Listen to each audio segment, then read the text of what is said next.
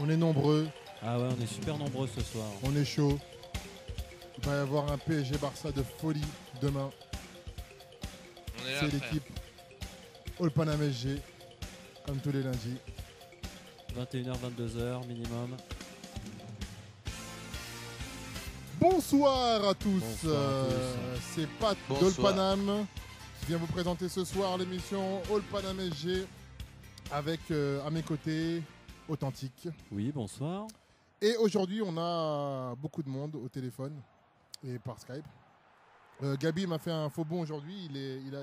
Il trouvait que j'étais un peu trop bamboula. Donc, il a préféré se réfugier dans sa maison. Salut Gabi. C'est moche, tu peux pas dire des choses comme Ouais, ça. si, je le dis. Oh, ce Salut. bad shot. Je le dis, Je je le dis. Je vais Je le dis. sortir ma matraque, fais gaffe. Gabi, salut Gabi. Salut à tous. On a Yankee de All Panam aussi. Oui, salut tout le monde. On a Cortez d'All Panam. Salut à tous. Je t'ai pas oublié, hein, t'as vu Cortez. Nickel. On a Titi aussi d'All Panam. Salut tout le monde et salut à tous mes fans. Et t'en as, et je sais Mais qu'ils sont quelle nombreux. merde. Et on a aussi un fidèle avec nous, Roro, fidèle auditeur bonsoir tout le des sales monde. gueules. Salut Roro. Bon alors les gars, aujourd'hui c'est moi qui commande, ok. Mais on va rappeler aussi, avant de commencer l'émission, on va rappeler le numéro de téléphone que je n'ai jamais en tête. Le 01 77 62 40 22. Voilà, 01 77 62 40 22. Vous pouvez nous joindre à ce numéro de téléphone au standard. Donc vous pouvez aussi nous contacter et envoyer vos messages sur Facebook. Il y a l'IRC aussi des sales gueules Qui est ouvert, oui. ouvert. Donc vous pouvez communiquer avec nous pendant toute la durée de l'émission. Alors les gars, ce soir, bon, je sais que vous êtes tous chauds, vous voulez tous parler du Barça. Mais on va revenir d'abord à nos petites popotes nationales. On va parler un peu de la dynamique et un peu le rythme qui est imposé par le PSG ces derniers temps. On va parler de la semaine dernière, le match qui a eu en milieu de semaine dernière et le match qui a eu ce week-end. Ensuite, on fera je veux qu'on fasse aussi un petit focus. Je veux, parce que c'est moi qui commande, vous l'avez bien compris. Je voudrais qu'on fasse un petit focus aussi sur Cavani, que je trouve en ce moment céleste. Ah, j'ai cru que t'allais parler des entraîneurs de gardiens. Non, c'est un sujet assez sensible qui nous a valu une petite bagarre générale au sein de la team All Panam. Bon, les Noirs ont gagné. Hein. Minimum. Minimum. Voilà, donc on va parler de Cavani parce que Cavani est en train de réaliser vraiment une saison dans l'attitude, dans le leadership qu'il est en train de démontrer sur le terrain. Il est en train de faire une saison assez exceptionnelle. Et ensuite, on fera une large revue du Barça. On abordera différents thèmes dont je préciserai la teneur dès qu'on commencera à parler de ce sujet. Voilà. Vous êtes, ça vous va? Non. Même si Très ça, bien. même si Bonne ça vous soirée. va pas, c'est comme ça. Alors les gars, D'où tu commandes? mais c'est comme ça, c'est moi qui suis en studio, mec. Mais vas-y. Oh, ça y est. Alors les gars, le PSG, depuis 2017, on a, à l'exception du match contre Monaco, où je considère que c'est pas Monaco vraiment qui nous a forcément posé problème, c'est plus le PSG qui a raté un peu son rendez-vous. Mais en 2017, je trouve que le PSG est vraiment sur une superbe dynamique. J'ai cru avoir entendu d'ailleurs une stat que le PSG était la meilleure équipe de 2017, je crois tout championnat confondu, en termes de points, de buts encaissés aussi. Je voulais avoir C'est la meilleure équipe européenne, tout à fait. Ouais, je voulais avoir votre ressenti par rapport à déjà l'impression que le PSG dégage depuis 2017, les derniers matchs qu'on fait et le fait que voilà, l'équipe ne lâche rien. Je vais donner d'abord la parole à Cortés. Bah écoute, comme on en avait parlé la semaine dernière, je pense que le match contre Lille et contre Bordeaux, ça a un petit peu reflété notre état d'esprit en ce moment, à savoir que voilà, on arrive à être un peu plus efficace offensivement, je trouve. Et puis c'est vrai qu'on a des joueurs quand même qui retrouvent le niveau par rapport à ce qu'on a vu en fin d'année 2016. Et aussi le fait que l'arrivée de nouveaux joueurs aussi a fait que la mayonnaise commence bien à prendre, quoi. Bah forcément, tu as une émulation en fait quand tu as un effectif un peu dans son petit. Quoi. Mayonnaise, tout ça. Ouais. Ami de la grande cuisine, bonsoir.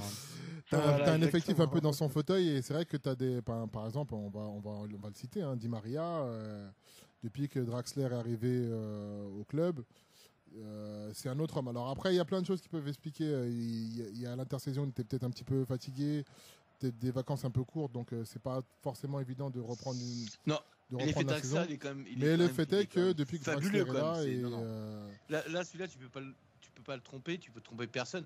Franchement, du moment où Draxler est arrivé, Di Maria, c'est plus du tout le même homme. C'est-à-dire que le mec, il revient en défense, tu l'as jamais vu faire depuis qu'il est au PSG. Il voit que son poste, il est un je petit peu trouve en dur danger quand quand même. même. C'est-à-dire que t'as des joueurs qui sortent les doigts du cul. Même Lucas, qu'on l'aime pas, mais c'est un gamin qui sort les doigts du fion. Et ce que n'a jamais fait Di Maria depuis qu'il est arrivé. Je Et trouve du dur quand moment même où avec Di Draxler est. Maria. Non, défensivement, tu vas pas me dire que Di Maria se soit sorti les doigts. Moi, moi je trouve depuis qu'il y a qu'il est je pense que Gabi va me rejoindre sur ce point-là. Il y a une fausse image. Défensivement, j'y crois pas. Il y a une fausse image sur Di Maria. Les gens le critiquent beaucoup, mais moi je trouve quand même qu'il cavale. D'une façon générale, depuis qu'il est au PSG, je trouve quand même qu'il c'est pas quelqu'un qui se cache sur le c'est terrain. une chose, mais qui défende, je suis désolé, c'était une autre chose. Gabi, t'en penses quoi, toi? Ben, moi, je suis comme toi. Pour moi, on peut lui dire plein de choses par rapport à Di Maria. Alors, il n'a pas tout le temps été bon, je suis d'accord. Mais on peut pas lui reprocher le fait qu'il se dépouille, en tout cas, sur un terrain.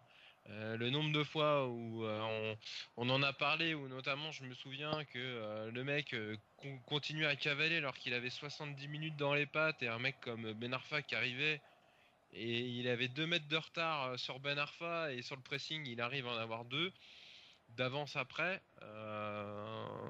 Di Maria quand même c'est là-dessus on peut pas lui enlever. C'est son côté argentin, il y va quoi. Défensivement, Gabi va pas me dire que Di Maria s'impliquait autant qu'il s'implique aujourd'hui. À la récupération, au pressing, il n'a jamais été comme ça. L'année dernière, si, il était comme ça. Non, mais il faut regarder. Il faut regarder d'ensemble. C'est parce que maintenant il y a eu Draxler et on parle d'effet Draxler que du coup on fait attention. C'est pas vrai parce que on était les premiers à le relever. Non, mais c'est un peu vrai. Ce que je veux dire, ce qui est un peu vrai, c'est que c'est comme quand t'as une blonde et une brune dans une salle. Quand une brune elle va dire une connerie, tout le monde s'en fout. Quand c'est la blonde, on va dire ah bah t'as vu la blonde, elle est complètement débile. C'est le même délire en fait. Non mais Gabi, maintenant on en parle. On en parlait en off avant. Les putain c'est quoi Di Maria il sort le cul, on était tous heureux. Dire putain enfin il sort les doigts. Effectivement il était au pressing, mais jamais il défendait. On va dire que dernièrement Di Maria retrouve un état de forme qu'on lui connaît. C'est-à-dire il répond vraiment aux attentes. C'est-à-dire il est décisif, il fait des passes, il marque des buts. C'est ce qu'on attend de lui. Et c'est vrai que plus que l'état de forme, je trouve que c'est l'implication qui a changé. Moi franchement, je pense que c'est une mauvaise impression. Après, c'est un avis personnel. Tout simplement, c'est que auparavant, t'avais l'impression que c'était que le danger offensivement, il pouvait venir que de Cavani. Là, t'as vraiment l'impression que maintenant, le danger peut venir un peu plus de partout. Bon, même si il y a encore des joueurs qui sont pas encore totalement efficaces, mais je sais pas si vous avez vu dernièrement, mais par exemple des joueurs comme Lucas ou Di Maria, ils arrivent à être décisifs à chaque match où ils sont en jeu. Et Lucas, il en a parlé d'ailleurs dans la presse. Il a eu une espèce de dithyrambe sur Unai Emery qui précise d'avoir fait progresser. Et moi, je suis aussi d'accord sur ça. Les gens sont assez sévères avec Lucas, mais on en a déjà parlé à 1000 reprises en fait. C'est que Lucas, on est tous persuadés qu'il peut faire mieux que ce qu'il fait. Et c'est pour ça qu'on il nous laisse toujours un peu sur notre fin. Toi, Titi, t'en penses quoi de l'impression laissée par le PSG depuis le début de l'année? En fait, vous avez un peu tout résumé, c'est-à-dire qu'on a retrouvé des joueurs qui en première partie de saison n'étaient pas bons. Di Maria, voilà, c'est l'exemple classique. Lui, Ben Arfa, qui, on va dire, s'est réveillé, s'est remis en condition physique. Et l'arrivée de Draxler qui nous a fait un bien énorme. Donc déjà, 3 nouveaux joueurs qui sont capables de donner vraiment le maximum. Déjà, ça va changer une équipe. Surtout au niveau offensif où on comptait que sur Cavani. Et maintenant, comme l'a dit, je crois que c'est Kiki qui l'a dit, on sent que le danger peut venir d'à gauche, de droite, alors qu'avant, c'était Cavani, il fallait qu'il fasse l'exploit de mettre un but de raccro. Et voilà, pour moi, c'est le changement par rapport à la première partie de saison. On a 2 personnes au standard.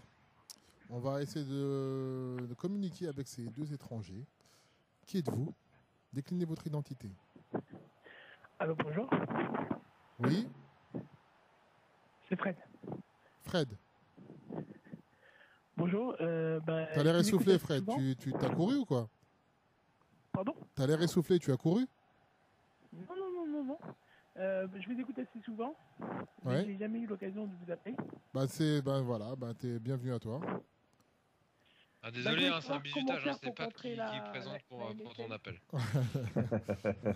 Merci. Non, c'est un voir privilège, comment il rigole, c'est un privilège que c'est moi qui présente. Allez, vas-y, arrête de te rattraper aux manches. Allez, laisse-le parler. Bon, Fred, alors vas-y, c'est l'occasion pour toi de répondre à la question. Qu'est-ce que tu penses du PSG depuis le début de l'année? Bah écoute, c'est pas mal. C'est pas mal. Ils ont l'air d'avoir pris conscience. Que on attend beaucoup d'eux. Et que on attend d'essayer de battre Barcelone. Même si ma question que je voulais vous poser, c'était par rapport à comment contrer la MSN et comment faire sans Thiago Silva. Alors, t'anticipes Mais- un petit peu sur le déroulement de l'émission. Bah, c'est pas grave, j'écouterai. Mais Non, mais je voilà, retiens ta question, il n'y a pas de souci. Tout le monde a pris conscience, même Di Maria. Il a eu un peu de, on va dire, de jugeote. Il a vu qu'il y avait quelqu'un qui lui collait aux fesses, excusez-moi du terme. Non, je t'en prie. Draxler. Donc il a commencé à réfléchir et il se dit je suis peut-être en danger, il va falloir que je bouge un petit peu. Donc toi, tu es sur la même lignée que qui, en fait? Tu penses aussi que l'arrivée de Draxler a fait que Di Maria se réveille? Oui, c'est ça. Tu penses que Ah, c'est c'est que même ça? logique, Tu hein. penses que c'est que ça ou c'est aussi un retour en forme, en fait? C'est Il y a qu'il peut-être une prise il de récupère ses... conscience, mais à mon avis, elle a été amplifiée par le fait que Draxler signe à Paris. D'ailleurs, très bonne recrue, Draxler. On est tous d'accord là-dessus. On a une deuxième personne, c'est ça? Non, elle est partie, la deuxième d'accord. personne, par contre. Roro, on t'a pas entendu encore ce soir. Qu'est-ce que tu penses, toi, Ouais, en donc, en supporter stéphanois? Déjà, le PSG. D'abord, on dit bonjour. Salut, ouais. C'est pas possible celui-là. Hein. Non, déjà, je voulais dire, le PSG en 2017, ils ont bien commencé l'année. Parce qu'ils sont premiers ex aequo avec Monaco sur le classement début 2017. Ils ont 16 points. Et après, pour enchaîner, Di Maria, il a été obligé de se réveiller parce qu'il y a eu l'arrivée de Draxler. Ça a mis une concurrence. Voilà, quoi. Ouais, La concurrence, elle stimule les joueurs, hein, forcément. mais de toute façon, oui, Ah c'est ouais, clair ouais. que la Parce que concurrence si tu stimule les regardes, joueurs. si tu regardes Di Maria au Real, s'il était bon, c'est parce qu'au Real, t'as tellement de concurrence que t'es obligé de bien jouer au Real. Hein. Ouais, mais on n'est pas, n'en déplaise à certains, on n'est pas dans le même standing de club. Et on peut comprendre aussi qu'un mec comme Di Maria, quand il arrive au PSG, il arrive en tant que star. Quand tu arrives au Real, il y a Cristiano Ronaldo à côté de toi, donc tu vois, tu peux pas non plus réclamer. Et quand t'arrives à l'OM, t'as Evra. Bah, oui. Tu peux pas réclamer un statut particulier au Real. C'est le club qui veut ça. Là, il est au PSG. Mais après, bon, Di Maria, je pense que de toute façon, on tombera pas d'accord sur le sujet. Moi, je suis plutôt de l'avis de Gabi. Je trouve que les gens sont peut-être un petit peu trop durs avec lui. Et effectivement, peut-être que l'arrivée de Draxler l'a aussi motivé. Non, ça c'est sûr. a permis de sortir des bonnes performances. Mais après, de dire que Di Maria ne se réveille que à cause de ça, je pense que les gens sont un petit peu durs avec lui. Moi, je pense que au niveau physique, il y avait peut-être aussi un souci qui fait que le rendement de Di Maria était un peu en deçà. Donc voilà, moi je. Tu m'excuseras, mais il t'es a quand dit, même. Comment? Mais t'es quand même beaucoup moins dur avec Di Maria qu'avec Lucas.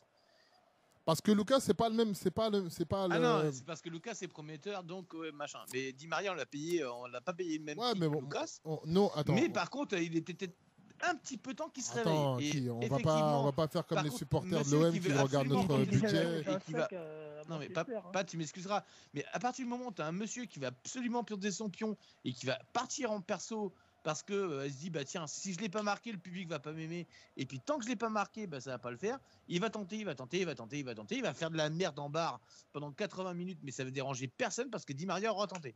Ben si, parce que ça a énervé tout le monde. Et le problème c'est qu'aujourd'hui, depuis l'arrivée de Draxler, je suis désolé, mais l'effet Draxler, c'est que Di Maria tente quand il a vraiment une fenêtre et quand vraiment l'action peut apporter quelque chose. Qu'il la rate, c'est une chose. Qu'il la réussisse, bien sûr, c'est pour nous, c'est énorme. Mais là, désolé, le comportement n'est pas du tout le même. Ouais, bon après on va pas se mettre d'accord ce soir, hein, mais moi je le trouve un peu dur avec lui. Bon après c'est mon avis personnel. Moi, je veux juste dire. J'allais te donner la parole en plus. Je me sens juste un peu visé quand on parle de on est moins gentil avec Lucas, etc. Déjà, je remets plusieurs choses dans leur contexte. Déjà, le prix d'un footballeur, ça n'a rien à voir avec lui. Lui, il y est pour rien du tout. Lui, il y est pour rien du tout. C'est-à-dire que c'est pas parce que Di Maria, tu l'achètes plus cher que tu seras moins gentil ou plus gentil, parce que lui, il y est pour rien du tout. Par contre, là où moi je vois la différence, c'est qu'un mec comme Di Maria qui a pas mal été blessé aussi, que Lucas lui ne l'a pas été, qu'il a fait une bonne préparation, etc., etc. Di Maria, moi on peut lui faire caca dessus, il n'y a pas de problème. Là, on parle juste d'un fait de défendre. Là, c'est pas lui faire caca dessus. Après, non, mais ce que je veux dire, c'est que entre guillemets, entre parenthèses, de défendre. On parle pas de sa rente de façon générale. Si on parle de sa rente de façon générale, effectivement, on lui fera autant caca dessus. Je garde cette expression qu'on faisait à Lucas. Moi, ce qui m'énerve avec Lucas, c'est que il a des stats. Alors tout le monde dit ouais, il a mis 14 buts, etc. Désolé Titi parce que ça tient cher, mais bon, il a mis autant de buts que Walcott. Bon, faut voilà, remettre dans le contexte. Et au bout d'un moment, ça va. Enfin, je veux dire, c'est le strict minimum qu'on demande à un ailier quand il est au PSG. Ouais, c'est pas ça en fait qui me pose problème avec Lucas, c'est que c'est un mec. Il joue la tête dans le guidon. Il arrive à avoir des stats. Alors bon, si parmi ces stats, effectivement, on compte le but très châteux qu'il a marqué contre Lille, ok. Mais faut remettre aussi les choses dans le contexte. Lucas, il peut largement faire mieux. C'est un mec qui ne lève jamais la tête. Il a zéro vista. Il fait n'importe quoi avec le ballon. On est complètement d'accord là-dessus. C'est ça, moi, qui me fait chier. Di Maria, c'est autre chose. C'est un mec. Le talent, tu sais qu'il l'a, tu sais qu'il peut être à haut niveau, tu sais juste qu'il est en méforme. C'est ça qui te pose problème. Lucas, le problème, c'est que là, on a l'impression qu'il est au top de ses capacités. Tu vois ce que je veux dire? Non. Ouais, mais moi, je suis d'accord avec Gabi, en fait. C'est que t'as l'impression. C'est ça qui m'emmerde. C'est que j'ai l'impression que Lucas. Il va jamais comprendre. Mais lève la tête. Vas-y, mais lève la tête. T'as l'impression qu'il comprendra jamais. On sait ce qu'il est capable de faire. On le sait déjà. Donc, c'est plus une méforme. Que malheureusement, Lucas, moi je lui demande des choses que j'ai jamais vues chez lui. Donc je sais pas s'il en est capable. Mais qu'est-ce que t'as pas vu chez lui? Bah moi j'ai pas vu un joueur qui lève la tête, qui là comme contre Bordeaux, au lieu de te tenter sur un contrôle, de te faire une feinte de frappe ou une feinte de crochet de je sais pas quoi, bah du coup t'as niqué l'appel de Cavani, t'as niqué l'appel de Di Maria, qu'avec son crochet du coup les deux ils se retrouvent hors jeu et qu'il peut plus rien faire. Il a un problème de vista ce mec. C'est un gros souci. C'est dommage parce que s'il avait la vista, je pense qu'il pourrait vraiment être un bon joueur, voire même un très bon joueur. Mais là, pour l'instant... On est proche du top, on n'y est pas encore pour toi. Ah bah on est très loin du top. Je préfère un gamin comme Pléa. Bah oui, on en est loin. Je préfère un mec comme Pléa. C'est pour te dire. Je préfère un mec comme Pléa. C'est-à-dire un gamin qui joue la tête levée. Un gamin qui joue la tête levée. Et ça, Lucas, il l'a pas. Il l'a pas. Il sait pas lever la tête. C'est le problème qu'il a. Après, moi, j'ai rien contre lui personnellement. C'est un joueur que j'aime bien. Mais c'est juste que, putain, t'as la sensation que tu peux avoir quelqu'un qui peut vraiment tout défoncer. Mais comme il n'arrive pas, il sait pas lever la tête. Et c'est chiant, c'est pénible. Ça vient tu peux rien faire. Ça venait du cœur. Je pense qu'on a atteint les limites avec Lucas de toute façon. Ouais, bon. Mais oui, mais c'est dommage. Enfin.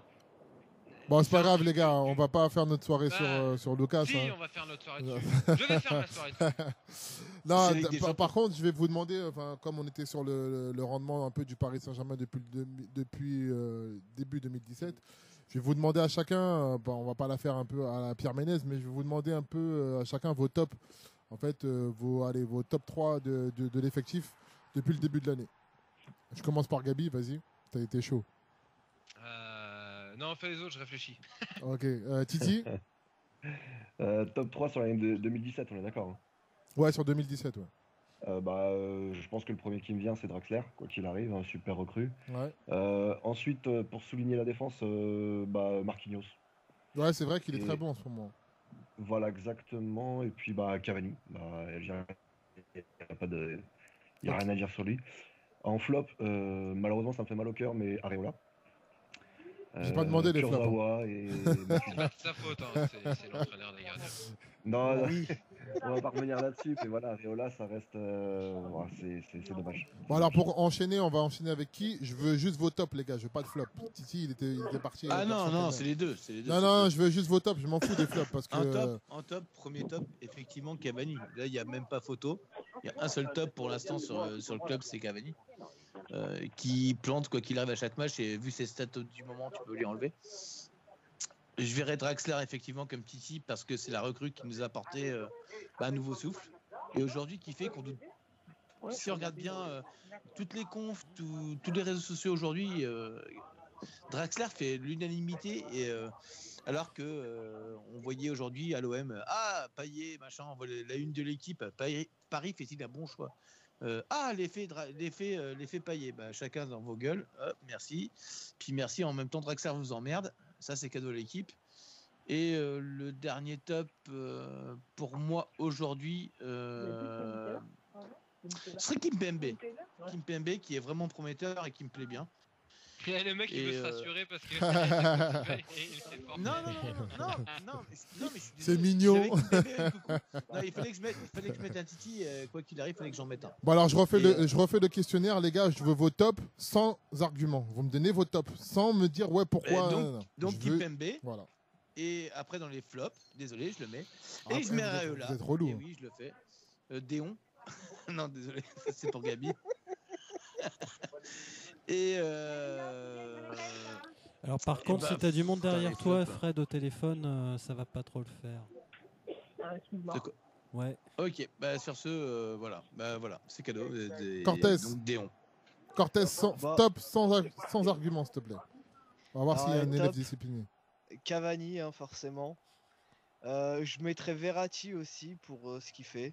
Sur cette deuxième partie de saison, on le retrouve. Ouais. Et enfin, Draxler, parce que c'est vrai que je rejoins Kay sur tout ce qu'il a dit en fait au sujet de Draxler. Ok, Gabi, tu les as ou pas? Alors, si je le fais sur la proportion des matchs joués, mon top c'est Cavani, c'est Pastore, parce que sur le peu qu'il a fait, il est extraordinaire, on le voit jamais. Et puis, qui c'est d'autre? Si, il a joué en 2017. Trapp.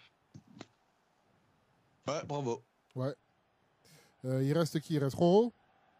J'ai pas interrogé. Moi dans l'étape, je mets Cavani, Draxler, Verratti. Très bien, Roro. Voilà un mec discipliné. Avec Gabi aussi. Il manque qui? J'ai interrogé tout le monde, c'est ça?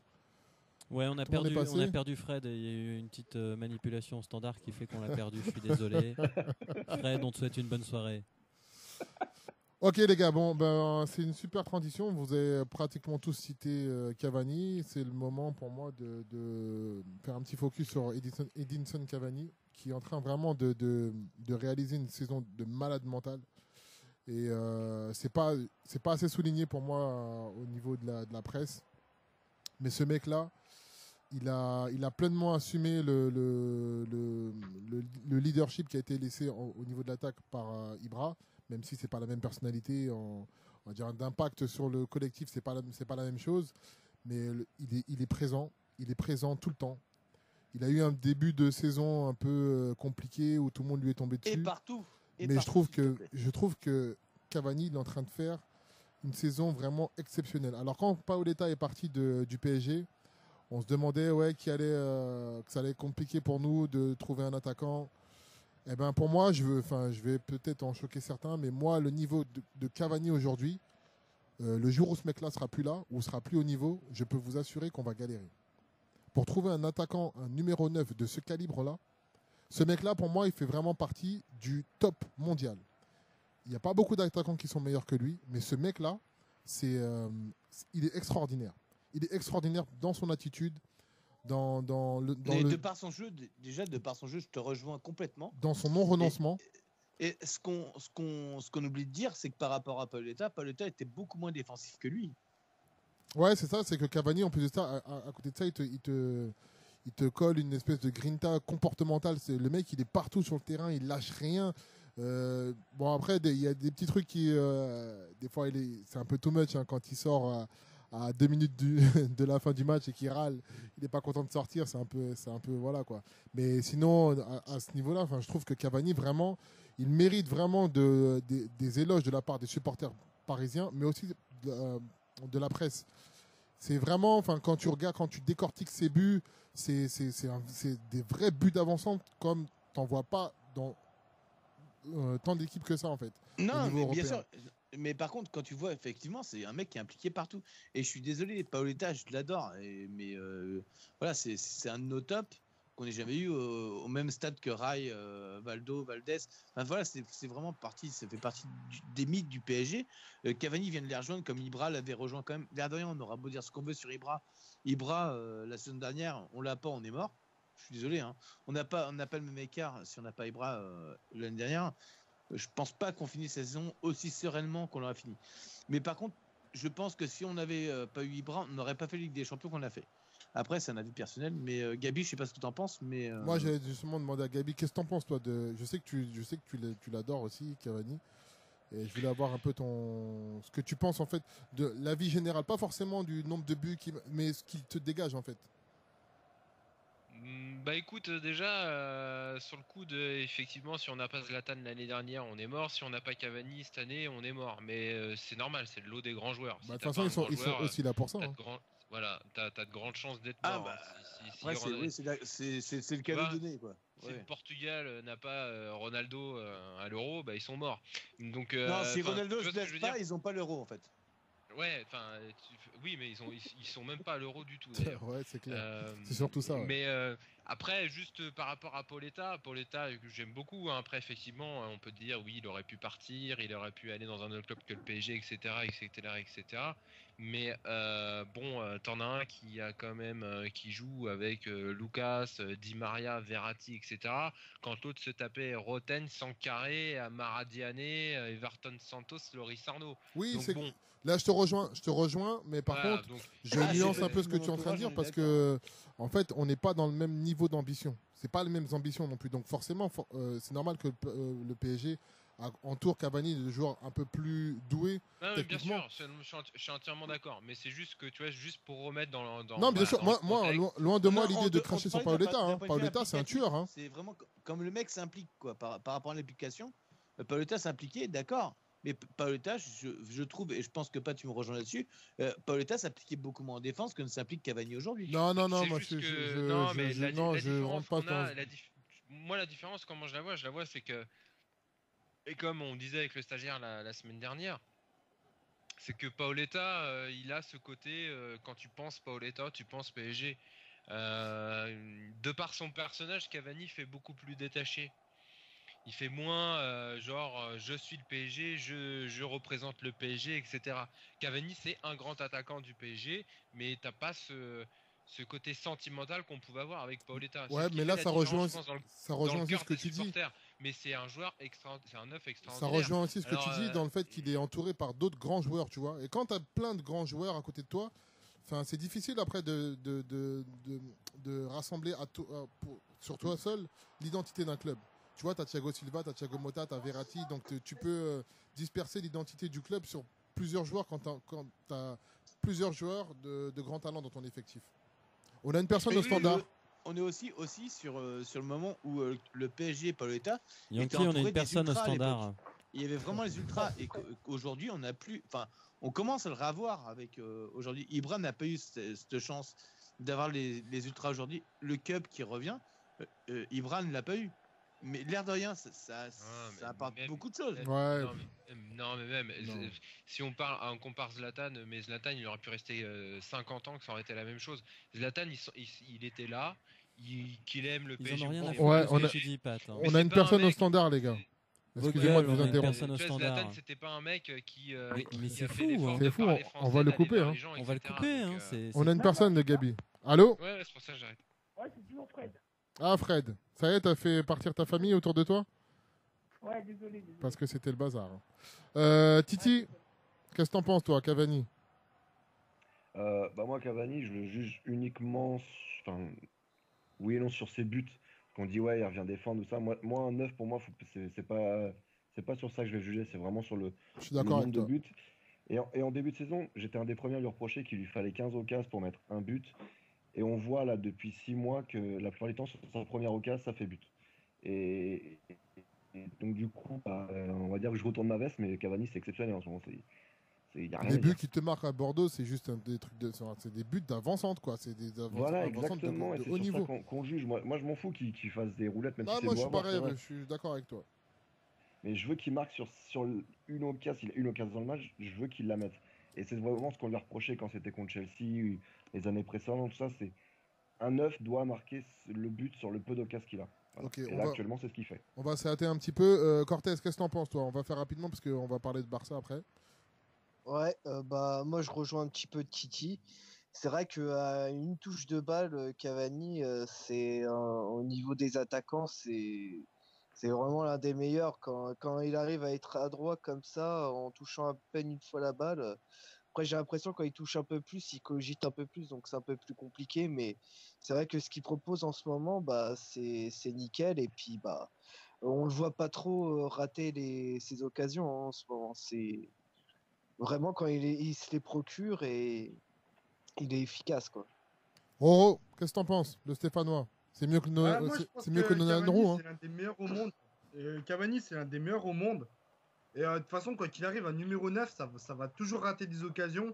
Mais après, peut-être qu'il en a raté pas mal non plus. Mais en tout cas, déjà, il en met pas mal et il va finir très très fort. Et il va finir meilleur buteur, je pense. En espérant qu'il se blesse pas, surtout. Hein. Comment? Ouais. En espérant qu'il ne se blesse pas. Ah bah oui, là, s'il se blesse, là, ça sera un très très gros coup dur pour le PSG. Hein. Faut toucher du bois, là. Ouais, c'est clair. C'est clair. Fred, Oui. qu'est-ce que tu en penses, toi? Cavani, génialissime attaquant, vraiment, génialissime. Seul problème, moi ça m'excite, c'est quand il rate des face-à-face à 2 mètres. Faut que tu parles plus fort. Fred, rapproche de ton micro. Il ouvre des face-à-face à 2 mètres, j'ai compris. Je vous disais, génialissime attaquant, mais quand il rate des face-à-face à 2 mètres, c'est exaspérant. Ah, mais ça, c'est le lot des attaquants. Les attaquants, les numéros 9, ils vont toujours te rater des trucs, des fois invraisemblables, mais faut regarder ce qu'il fait, en fait, sur le terrain. Ouais, par exemple, la casette, apparemment, sinon c'est penalty. Et depuis le début de saison, je trouve que c'est assez exceptionnel et je tenais à le souligner, son apport depuis, pas seulement depuis 2010. Oui. J'ai à travers la gorge, par exemple, une action, je ne sais plus contre qui, où à la 30e seconde, il est en face à face et il rate. En travers de la gorge, carrément. Carrément, ça t'empêche de dormir. Dès le début du match, tu rates une action comme ça, bon voilà quoi. C'est pas dedans, c'est à travers. Moi j'ai une petite transition si tu veux mon pote. Ouais, vas-y Gabi. Entre Cavani, on parle de Cavani, donc du coup là je suis en train de faire un focus sur Cavani et sur Suarez. Ouais. Qui sont les 2-9. Donc au niveau des tirs, depuis le début de la saison, alors ils ont fait à peu près le même nombre de matchs. Hein. Suarez en a fait 20, Cavani en a fait 23. Cavani a tiré 82 fois, Suarez 70. Il a marqué 25 buts, hein, Cavani, quand Suarez en a marqué 18. Et en taux de transformation, alors quand je dis taux de transformation, c'est-à-dire sur le nombre de tirs cadrés, combien on fait but. Cavani, il est à 58% et Suarez à 55%. Donc, en termes de stats, c'est quand même des attaquants qui sont relativement proches. Mais on voit que quand Cavani est en forme, ça vaut un Suarez. Ouais, et tout le monde s'accordera à dire que Luis Suarez est un attaquant de classe internationale. Exactement.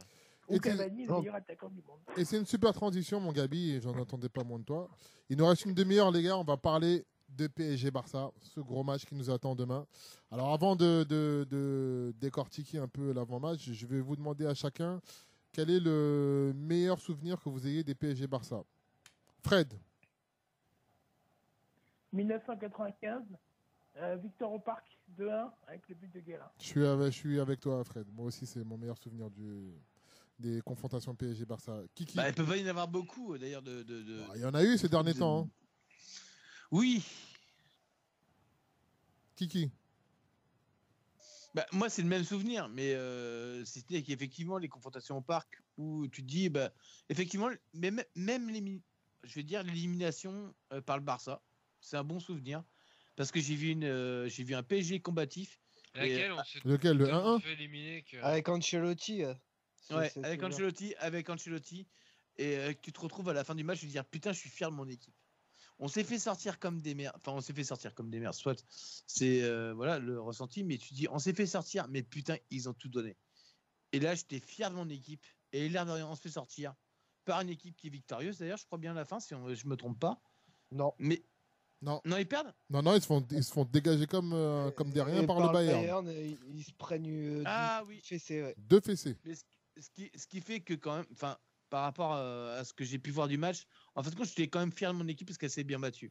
Et j'avais du monde à la maison, j'avais invité tous mes potes. Et franchement, tu dis bah. On a perdu. Vous vous êtes tous jetés dans les bras les uns des autres et tout. C'était beau. Ils ont joué la biscotte. Non, mais tu peux, à partir du moment où tu vois ton équipe se battre, je suis désolé, l'élimination face au Barça n'était pas la même que l'année dernière face à City. Tu te fais éliminer par City l'année dernière avec une équipe qui joue pas mal. Tu débordes encore. On a dit Barça. On parle pas de City. Oui, non, mais je t'explique pourquoi. Voilà. Mais l'année dernière, tellement moi j'étais honteux, j'avais honte de ma team, mais quand on s'est fait sortir par le Barça, j'étais fier d'eux parce qu'ils ont tout donné. Voilà. Et limite, c'est vraiment un des meilleurs matchs que j'ai pu voir et un aller-retour que j'ai pu voir qui vraiment m'a fait plaisir. Mon équipe m'a fait plaisir. Moi, je suis comme Jordan ou Kobe Bryant, je suis fier de quoi que ce soit dans la défaite. Tu sors. C'est pas une défaite, on a fait des nuls. Bah, tu sors, mais pour moi, c'est une défaite. Titi. Moi c'est pareil, le PSG Barça où on fait 2-2 au parc parce que j'étais dans les tribunes et le but de Matuidi à je sais pas 1 minute de la fin ou je sais pas peut-être 10 secondes de la fin, le parc s'est levé comme un seul homme, c'était magnifique. Donc j'en garde vraiment ce souvenir là du parc qui se lève, magnifique. Gabi. J'aurais aimé que ce soit 95, moi 95 j'avais 6 ans, je ne reviendrai pas. C'était un match de ouf. C'était un match de ouf. Ouais, celui où j'ai eu le plus de frissons en tout cas, c'est quand la première année avec Carlo, son match retour, quand Pastore marque pendant 5 minutes, je me suis dit putain c'est bon, on va passer. Dans ma tête j'étais très très chaud. Quand Pastore a marqué, j'en pouvais plus. Et c'est une sensation qui m'a vraiment fait kiffer. Donc je dirais, c'est vrai que paradoxalement, c'est le meilleur match qu'on a fait là-bas. Ouais. On a fait là-bas au final. C'est vrai. Donc j'espère qu'on arrivera à faire quelque chose là. Je pense que le principal, c'est de pas paumer. Parce que si on gagne, je pense que ce sera pas de plus d'1 but d'écart, ou alors il s'est passé un truc bizarre avec les dieux du foot. Donc je verrai plus un nul. Donc on en reparlera après, mais voilà, je veux retenir que ce match-là parce que j'étais trop petit pour connaître les victoires. Tu sais pas ce que tu rates. T'inquiète pas, hein, quand tu seras plus là, mon pote, peut-être que j'enverrai des mots. Donc je sais pas. Franchement, je reste sur ce match-là. J'aimerais que ça soit une victoire, comme tu disais tout à l'heure. Même si on a déjà gagné 3-2, mais j'en ai rien à péter. C'était en phase de poule. Ouais. Donc on verra. D'ailleurs, grand Matuidi ce soir-là. Et même Verratti qui a marqué de la tête. Donc à partir de là, tout peut arriver dans le football. On a 2 personnes au standard, les gars. Allô? Ouais, les mecs. Oui. Ah, Morel. Ouais, on t'entend très bien. Ouais, big up tout le monde. Salut Morel. Ça va ou quoi? Ouais, ça va et toi? Ouais, salut mec. Moi, pour rebondir, plus mauvais souvenir du Barça, c'est 97, la finale. Ouais. Ah ouais, c'est vrai qu'il y a eu ce match. Ouais. Et après, ça reste PSG. Le Barça PSG où Pastore marque. J'étais en parkage parisien. Sur le but de Pastore, c'était assez ouf. Ouais. Oh. Ouais. Ton meilleur PSG Barça, rapide. Il vibre pas pareil lui, hein. Moi, le meilleur souvenir, c'est quand il y a le PSG de Carlo Ancelotti au Barça, pareil que Gabi. Ok, d'accord. Merci Roro. Cortés. Ouais.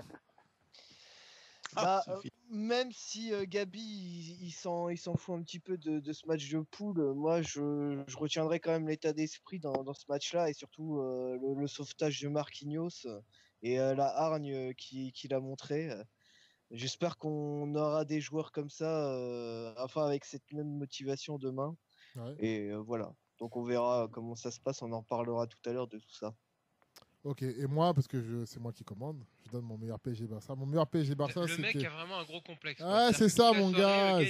C'est moi qui commande. Tu te rends compte ? Je suis une minorité visible, mec. Je suis toujours dominé. Pourquoi là, je suis aux commandes. Parce que c'est comme ça. Tu sais pas, c'est quoi la lutte. Je vais faire un je suis pas toi maintenant. Tiens, je vais me créer ça. Moi, mon meilleur PSG Barça, c'est en 95. C'est le match au Avec Camp, un God. le match au Camp Nou en fait. Et ce jour-là, c'était un match de ouf. C'était super électrique. Il y avait un contexte qui était vraiment particulier. Il y a eu 2 joueurs qui ont fait un match de ouf. C'était Georges Weah, qui a marqué au Camp Nou, et Bernard Lama, qui a, pour moi, ce soir-là, il a fait peut-être le meilleur match d'un gardien français en Coupe d'Europe.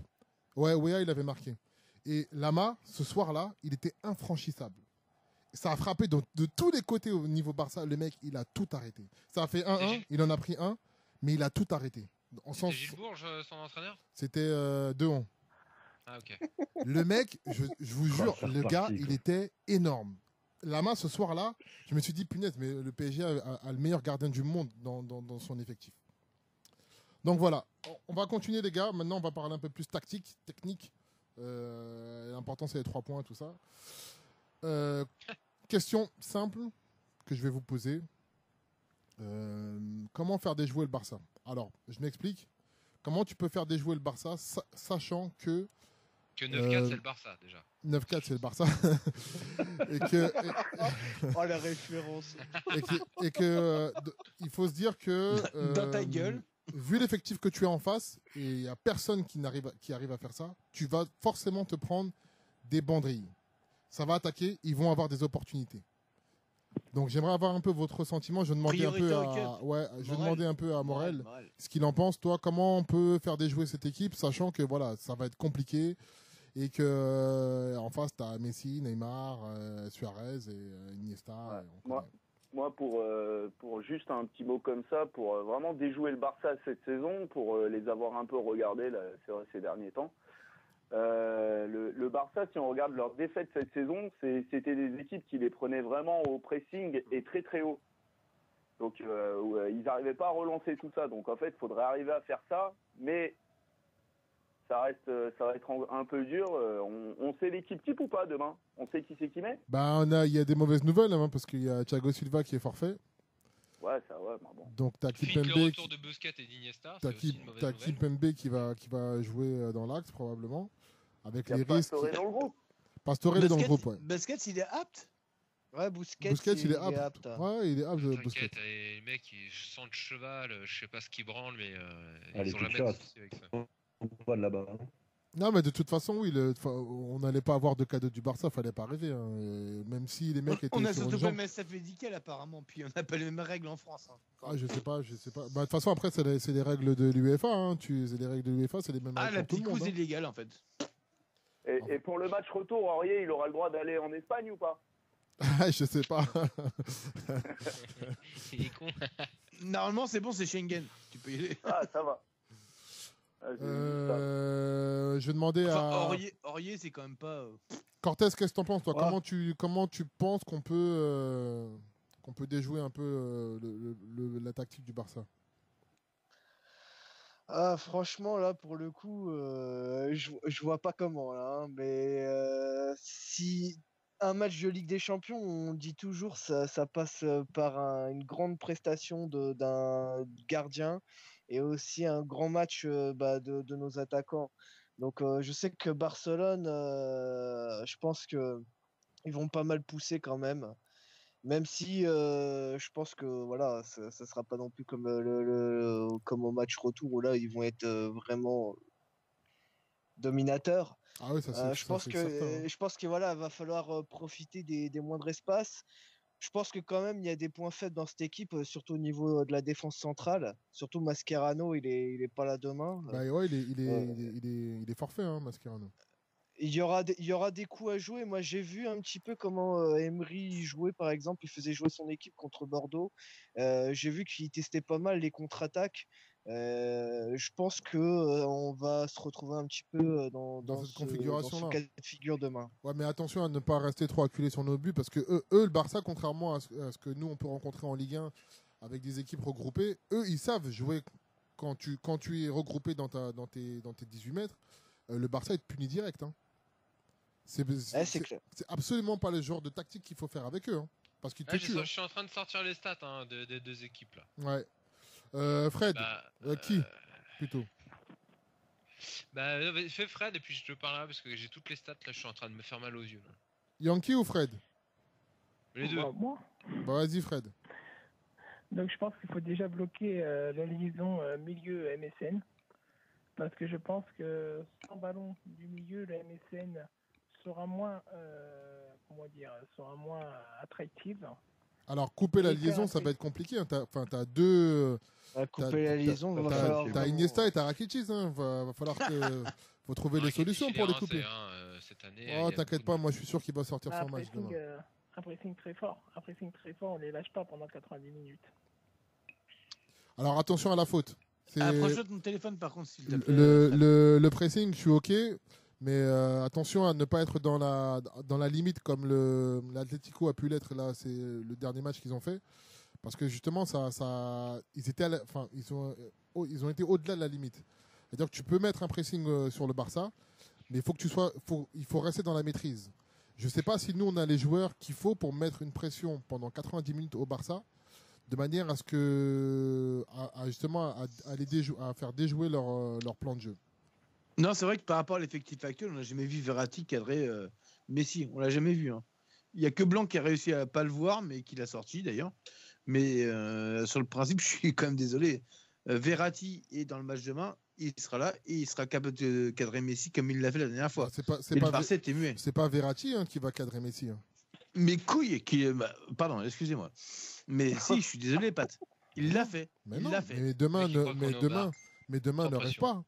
Demain ne rêve pas. Je me suis excusé. Mais tu sais quoi? En fait, il y a un truc qu'il faut que tout le monde se mette dans la tête. Mais Messi, tu ne le cadres pas. Tu ne fais pas un plan anti-Messi. Si tu fais un plan si tu fais un plan, écoute, si tu fais un plan anti-Messi, tu es mort. Tu es mort. Si tu fais un plan anti-Messi, Verratti, il est capable de le gérer comme il est capable de gérer. Voilà. Tout à l'heure, il est suffisamment compétent pour savoir gérer ces gens-là. C'est-à-dire, faut quand même pas oublier que ces derniers temps, Neymar, il est quand même muet. Tu sers Messi, mais si tu sers Messi, il y a Neymar et mais Suarez. Neymar, il est muet. Mais attends, il est complètement les gars, demain c'est la Ligue des Champions. Il a le talent pour revenir. C'est la Ligue des Champions. Mais Neymar, il est rincé parce qu'il est fatigué. T'as vu l'intersaison qu'il a eu? Ouais, il a eu les Jeux Olympiques. Il a eu les Jeux Olympiques. Est-ce que ça empêche le fait que voilà? Moi, les gars, franchement, qui peut être dangereux, mais aujourd'hui, je suis désolé, Neymar, il est muet. Les gars, demain c'est la Ligue des Champions. N'attendez pas de cadeaux de la part du Barça. Eux, ils sont habitués à jouer ce genre de compétition, être dans ce contexte-là. N'attendez pas à ce que Neymar passe au travers. Busquets, il est forfait. Il y a encore. Busquets, il est forfait. Busquets, il est apte. Busquets, non. Busquets, mais sérieux? Mais oui. C'est Thuram, Mascherano et Vidal qui sont absents. Vidal, en même temps, c'est normal avec ce qui lui est arrivé ce week-end. Ouais, c'est sûr. Moi, je dis, il va falloir faire, des contrôles sanguins, en fait. Je pense que c'est ça qui est le mieux à faire, d'ailleurs. Gabi, qu'est-ce que t'en penses? Je pense que la défense, elle est. Moi, j'écoute. C'est vraiment le point faible. C'est vraiment le point faible de cette équipe. Et je pense qu'en contre-attaque, il y a possibilité si on les utilise bien, ces contre-attaques, et qu'on puisse être efficace demain. Alors, je voudrais pas être sarcastique, moi, je trouve mais dommage de jouer à contre-attaque à la maison. Je voudrais pas être. Qui tu veux faire quoi? Tu peux pas jouer. Tu vas pas jouer la possession avec le Barça. On n'aura pas la balle. On n'aura pas la balle contre le ça, Barça. Mais non, on n'aura pas la possession contre le Barça. Je parle pas de flipper. Je dis juste que contre le Barça, c'est pas une question de flipper, ouais. C'est impossible. C'est quasiment impossible d'avoir la possession de la balle. Et que tu sois Real Madrid, PSG, Bayern Munich, Manchester City, etc. On a pas. Là, en plus de ça, je voudrais enchaîner. On a parlé de faiblesse d'effectifs au niveau du Barça, au niveau de la défense. N'oublions pas, demain, on n'a pas Thiago Silva, on n'a pas Thiago Motta. C'est ça notre équipe demain, donc il va falloir tenir le ballon. Ouais. On a Serge Aurier, c'est vrai que voilà. Et Motta, c'est une bonne chose. Hein. Non, mais arrête, c'est pas une bonne chose. On aurait dû péter Matuidi, ça aurait été du bonheur. C'est pas une bonne chose, Motta. C'est pas une bonne chose, Motta. L'absence de Motta, c'est pas une bonne chose. Absolument déjà, pas. rien que pour Verratti, c'est pas une bonne chose. C'est pas du tout Verratti, une bonne chose. Il est largement meilleur quand il y a Thiago Motta sur le terrain que quand il est pas là. Quoi. Il faut vous rendre compte aussi, enfin moi, après c'est mon avis, on n'a pas Thiago Silva qui est ton premier relanceur, t'as pas Thiago Motta qui est le premier piston de Thiago Silva, ça va être compliqué demain. Moi, je tiens juste à dire bonsoir à Léo, à Issif, à Paolo, à Ludovic, à Christophe et à Flo qui sont sur le chat Facebook. Salut les gars. Ouais, Voilà un petit par contre, message. Authentique, t'as l'écharpe ou pas? Oui, j'ai une écharpe qui est derrière moi. Ah, tu l'as pas mis, hein? Je viens de la voir. Je m'en vais la chercher. Je viens de la voir. Gros big up, Morel. Ouais. Par contre, les mecs, un point que vous avez oublié par rapport aux saisons d'avant en Ligue des Champions, un point en plus qu'on a, c'est qu'au parc, là, il y aura des ultras, les mecs. Ouais, c'est vrai. Je l'ai dit. Et le match de Manchester l'année dernière, là, on aurait eu des vraies tribunes, un peu à l'ancienne, là, ce serait pas passé comme ça. Et demain, vous allez voir, petit tifo, pression, et le Barça, ils vont pas gagner demain. Il y a un autre point sur lequel j'aimerais aussi insister, j'aimerais avoir l'avis de Gabi là-dessus, c'est que, en fait, c'est la première fois en fait que le Barça rencontre le PSG après Zlatan.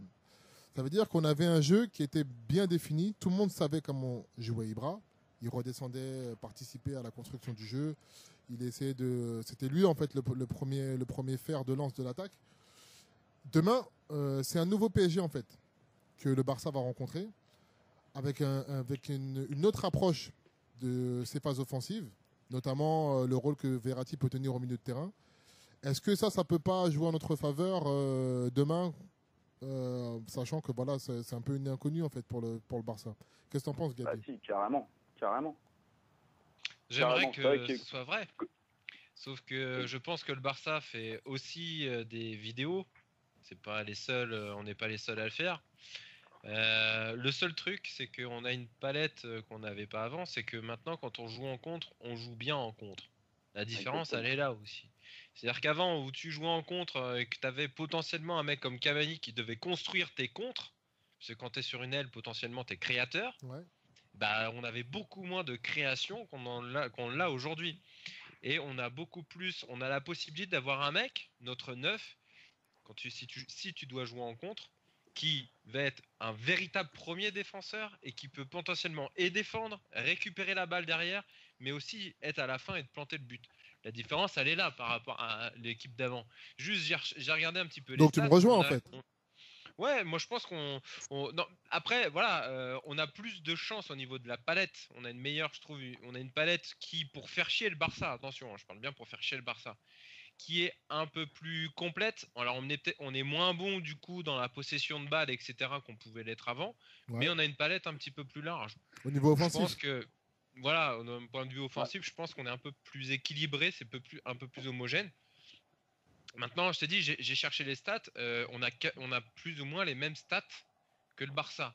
C'est-à-dire qu'on a on a marqué, on fait quasiment autant de tirs qu'eux depuis le début de l'année. Bon, par contre, ils ont marqué 11 buts de plus. Par contre, en but, tu sais, par rapport aux frappes et des buts marqués, les deux équipes sont à 48%.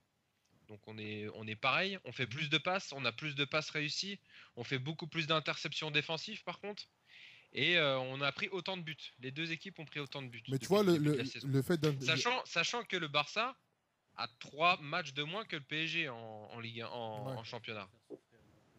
Ce que tu disais notamment sur la récupération qui est un peu plus importante chez nous, est-ce que c'est pas une incidence directe justement sur le fait qu'on joue autrement?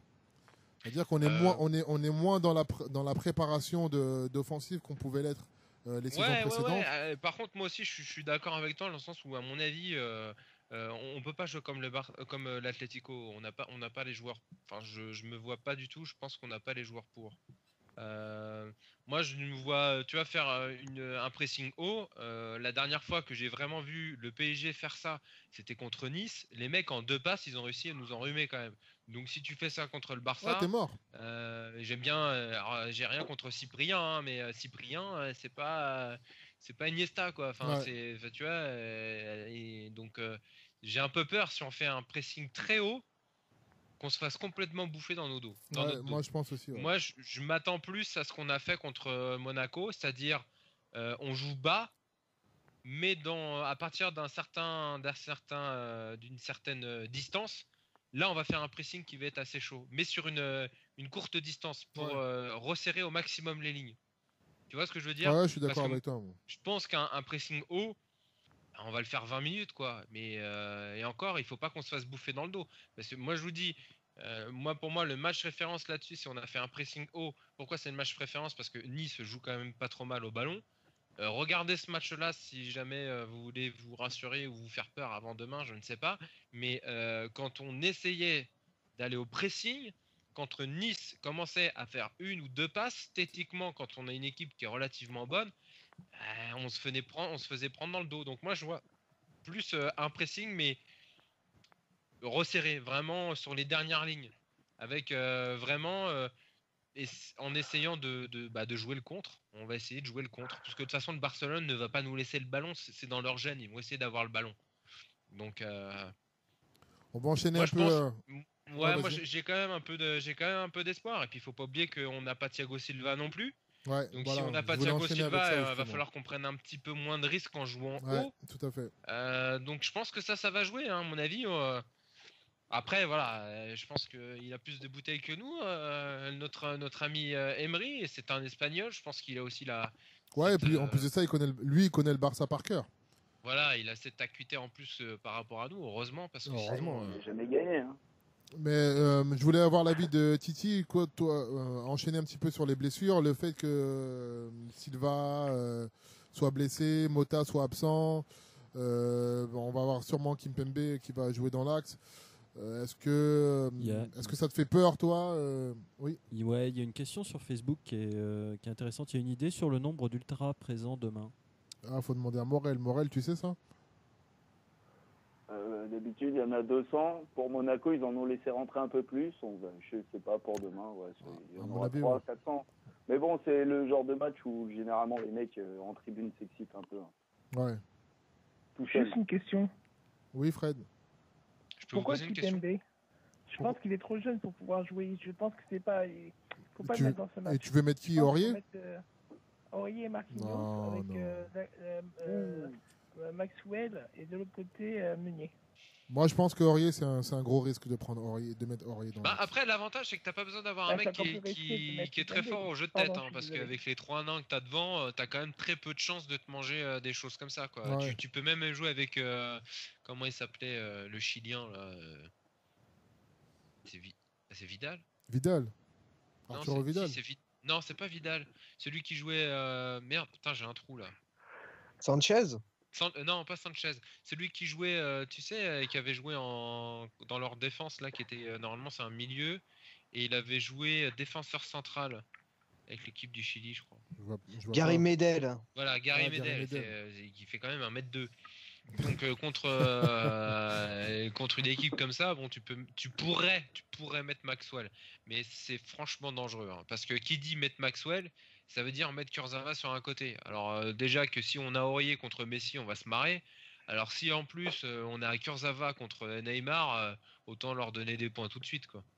Vous avez coupé la parole à Titi. Moi, je voulais son avis lui par rapport à justement aux absences. On s'en fout, lui, il veut que Walcott il marque. Et il va marquer contre le Bayern. Ouais, non, par rapport aux blessures, déjà, quand il arrive, Thiago Silva, c'est une grosse perte pour nous. J'ai confiance en Kimpembe. Maintenant, est-ce qu'il a déjà joué un gros match? Il a 0 minutes, je crois, en Ligue des Champions. Hein. Et je crois qu'il a 0 minutes en Ligue des Champions. Ouais, c'est son premier match LDC, je crois. Et là, il va avoir Suarez à marquer, Neymar et tout ça. Enfin, ça va être vraiment très, très compliqué. Maintenant, peut-être que ça va nous montrer que c'est un gros défenseur. Alors, ouais, après, qu'on s'entende bien, personne ne remet, je pense que personne parmi nous ne remet en doute ses qualités. Après, c'est le contexte. Le contexte, c'est quand même un contexte Ligue des Champions. Bon, Marquinhos, c'est un taulier cette saison. Il fait une saison énorme. Mais il fait une saison aussi, une grosse saison avec Thiago Silva à côté de lui. C'est pas pareil. C'est comme si c'était, je sais pas moi, ton voisin qui vient te chercher à la sortie de l'école à la place de ton père, tu vois. Tu connais ton voisin, tu le connais, mais c'est pas ton père. Donc tu vas pas évoluer de la même façon. Et là, je pense que pour la comparaison, mon pote. Non, mais c'est vrai, mais j'ai pas. Exemple de ouf. Mais là, tu vois, je pense que c'est pour Marquinhos, ça va peut-être aussi jouer sur son comportement. Tu vois, au niveau du replacement, tout ça. Et il y a aussi un truc, c'est que demain, qu'est-ce que tu mets au niveau de tes latéraux, sachant que Thiago Silva, il est pas là. Moi, je prendrais pas le risque de mettre un Kurzawa demain à côté sur le côté gauche. Tu peux pas mettre Kimpembe, je mettrais Maxwell. C'est beaucoup plus rassurant, tu vois. Ouais, Mais c'est si tu veux de la pas- vitesse, tu mets pas Maxwell, t'es ouf ou quoi? Mais C'est pas... Mais non, mais cherchez pas. On va jouer le contre. On va jouer le contre. Moi, je vois, on va jouer le contre. pourquoi tu veux pas Si on mettre essaie Maxwell, d'avoir Kiki? Parce que Maxwell, avec tout le respect que j'ai pour lui, avec toutes les déclarations que j'ai pu avoir pour lui, qui est un mec qui est entier, qui est un des meilleurs joueurs qu'on ait pu avoir à gauche depuis bien longtemps. Je suis désolé, il a plus la vitesse qu'il avait et il pourra plus baiser le Barça comme il l'aura fait. Mais aujourd'hui, je suis désolé, mais Kurzawa, avec tous les défauts qu'il peut nous montrer, aujourd'hui, a l'apport de vitesse qu'on peut avoir et qu'on peut exiger sur ce genre de match. Et tu pourras pas l'avoir avec Maxwell, je suis désolé. Mais donc tu Moi, mets je vois les choses à donc tu l'inverse, mets moi. Kurzawa. Je fais plus confiance à Je te la Kurzawa sur je ce te la- match-là je te la fais que sur autrement. Maxwell. Je te la fais autrement. Est-ce que pour Kimpembe qui est gaucher, tu accompagnes Kimpembe par Kurzawa à ses côtés? Ouais, je pense. Bah, Ouais, je suis désolé, mais oui, mais je pense. Ouais, je pense que ouais. 5 à 5. J'ai pas compris déconnant. j'ai pas Ouais, compris ouais. le rapport avec le fait qu'il soit gaucher là. Parce que c'est Kimpembe qui va jouer à gauche. Si Ouais. Kimpembe joue, il sera à gauche. Donc à côté de lui, ce sera Kurzawa. Si c'est Ah Kurzawa oui, qui joue. c'est pas le fait qu'il soit gaucher parce que Thiago Silva il est pas gaucher. Hein. Non, bah oui, parce que Marquinhos est droitier. Mais Mais quoi qu'il arrive, non, techniquement, c'est juste que techniquement, on va dire que, par rapport au que décès, il y a Silva est aucun plus à lien. l'aise. Mais si ce n'est que Max, par rapport à son dernier match qu'il nous a fait, je suis désolé, Max n'a pas été foutu de nous faire un centre. Et on n'était pas en C1. D'accord, mais Mais là maintenant, là, aujourd'hui, je suis oui, d'accord mais avec par toi. contre, par rapport à la vitesse, je suis désolé, Kurzawa sait le faire. Et par contre, il faudrait peut-être un moment ou un autre, si on est supporter du PSG, se dire faut arrêter de dire que c'est un gros mongol et peut-être le soutenir. Non, mais nous, ce que nous on pense, Emery, on n'en a rien à faire, c'est ça. Demain, c'est le Barça, et ils s'en foutent de ce que nous on dit sur Panamé. Ouais, mais Tu fais Kurzawa, jouer- ça marchait bien en équipe de France, en junior. Ils ont joué des années ensemble. Avec Pourquoi qui pas le tenter, le Kurzawa Kimpembe? Moi, franchement, ça me les fait gars, pas peur, hein. moi, je suis Emery, je le fais pas. Non, Merci, je Morel. reste sur ma- je Ça reste sur dépend, Maxwell. ça Bah dépend. ouais, mais Je si pense tu que prends pas un risque sur ce match, tu le prends quand? Bah parce que justement, t'as Thiago Silva et t'as Si, Thiago on Motta. fera 3-5-2 au retour. Vous avez t'inquiète. Thiago Silva et vous avez Thiago Motta qui sont absents demain. Oh les mecs, on est à domicile, on est censé mener la danse. Hein, Ouais, mais demain. la danse, tu l'amèneras pas demain contre le Barça. Ouais, là, c'est ça. mais le truc. dans le fond, Bah, non mais si, dans on le va fond, la Ah, mais dans mener. ces cas-là, on ferme nos gueules, on donne notre fion, puis c'est terminé, on Mais c'est arrête. pas Non, une mais question de dans ça. le fond, je suis d'accord avec Morel, sauf que depuis le début de la saison, on s'est quand même retrouvé à avoir un mec comme Matuidi en étant qu'ailier gauche contre des équipes qui n'étaient pas le Barça. Donc ça m'étonnerait que ce soit ça dans l'esprit d'Emery. Non, déjà, on s'est retrouvé avec Matuidi, déjà tout court, déjà, t'avais plombé le merdier. Déjà, on s'est retrouvé avec Matuidi, déjà, le problème était réglé. Et je suis désolé, avec tout le respect que je peux avoir pour le travail que Blaise a fait chez nous, je suis désolé, aujourd'hui, il apporte plus rien, si ce n'est des pertes de balles. Par contre, je suis désolé, sur Sauf le que côté, demain, il va jouer. Maxwell n'apporte plus rien. Maxwell n'a rien apporté. On a fait un match avec lui, on l'a mis, il était tissu, et je suis désolé, il n'y a pas le cul d'un centre qui a fini au milieu. Soit il a fini en touche, soit il a fini en sortie de but. Je suis désolé. Maxwell, en ce moment, il fait de la merde. Il sera super conseillé. Mais pour Kurzawa, il l'instant, fait quoi? Kiki, Mais je trouve Maxwell- que t'es beaucoup désolé quand même. T'inquiète pas, on est entre nous. Mais Maxwell Non, mais joue autant parce que Kurzawa, justement, ne prouve rien. il du ne tout. prouve rien, je suis d'accord. Mais Voilà. en même temps, Tout simplement. c'est l'occasion qu'il le fasse. Il Ah, faut prendre des risques. toi, t'es Et un- c'est toi, pas t'es un un- 3-5-2, on fait toi, un t'es 4, toi, t'es un Docteur 4-3-3, Maboul sur un et match c'est- comme ça, toi. Mais non, mais tu veux Tu faire fais des quoi? Tu veux qu'on expériences passe de le temps ouf à et tout. pleurer, Moi, ou- franchement, non, c'est pas question de pleurer. Mais moi, j'ai un jeune défenseur que c'est un baptême du feu pour lui. Je mets des mecs avec un peu plus d'expérience à ses côtés pour le rassurer déjà. Tout Pareil. simplement. On sent le côté Moi, papa. je vois les choses à l'inverse. Enfin, Parce que Maxwell, il connaît le jeu du Barça. S'il y en a bien un qui peut le comprendre, c'est il lui. y a joué. Bah oui, mais Oui, mais justement, il le connaît, il sait comment jouer contre ces équipes-là. Eh ben justement, Mais si- qu'ils le disent à Kurzawa, c'est bon. exactement. Bon, les gars, d'une façon générale, on a tous un peu les chocottes hein, tout pour demain. Non. Même si on a de On l'espoir va parce qu'on poser est nos couilles supporters. sur le Barça. Allez, bim. Comment? On va poser nos couilles sur le Barça. Ouais, ce serait. Moi, franchement, je serais content. Je serais le premier heureux. Hein. Ouais, Je vais vous demander ouais. Je vais vous demander à chacun votre pronostic pour demain et puis on va conclure sur ça. On va commencer par Morel, le dernier arrivé. Hein. Ouais, authentique, voilà, si tu veux laver ta salle de bain, tes sanitaires, t'as une écharpe toute neuve. Bah oui, c'est ce qu'on m'a conseillé. On m'a conseillé de me torcher avec, on m'a conseillé de le Ouais, brûler, voilà. on m'a conseillé plein de choses. Je vais voir, je vais voir. Serpillère. Et pour demain, moi, vraiment, je les vois gagner. Vraiment, les mecs. Combien? Je nous vois... Tu vois pas de score, mais tu les vois gagner. Alors le truc idéal, c'est qu'on prenne pas de but. Mais je vois un truc un peu serré, genre un 2-1 ou... Voilà. Fred. 2-1 pour Paris. Gabi. 1 partout. Roro. 2-0 pour Paris. Yankee. 1-1. Titi. 3-1 pour le Barça. Cortés. Quel enculé. Bah non, mais 3-1 pour le PSG. J'ai dit le même score la semaine dernière. Et moi, je dis, je vais reprendre la belle formule de Gabi. 4-0, mon pote. Moi, 2-0, je m'arrête à ça. Authentique. 2-0. 2-0, ouais. Ça 1-1 et 2-2 en retour. Ben, sur ces belles paroles, les gars, je vous souhaite à tous un bon match demain. On Ouais. aura l'occasion, on pourra le débriefer la semaine prochaine, j'espère. Avec le retour de tout le monde. Un gros big up à Rigo. Ouais, qui est sur l'IRC et qui me fait des poutous. Big up à toute l'équipe, big up à vous tous, big up à tous les gens qui nous suivent sur Facebook, sur l'IRC, qui nous ont écoutés en live. Voilà, salut à tous. Big up à Benamias. C'était Benamias aussi. Big up à la France. Ouais. Big up à Alphonse Areola et à Deon aussi. Big up les micro-flingueurs. Voilà, demain PSG Barça au parc. On Mercredi, espère une victoire du PSG. Voilà, vas-y. Et jeudi, c'est les sales gueules. Mercredi 21h, les micro-flingueurs. Et jeudi 22h, les sales gueules, ouais, sur la bande passante. Et All Pan Big up. normalement de retour lundi prochain avec, j'espère, Rigo. J'espère Gabi aux commandes parce que franchement, c'est relou. Je préfère être chroniqueur, on va dire. Merci à tous. Merci Un d'avoir. chef de merde. Un commandant de merde. Merci à tous d'avoir été là et on se dit à bientôt. Passez une bonne soirée tout le Ciao, monde. ciao. Ciao les gars. Salut les gars. Salut à tous. Ouais. Ciao.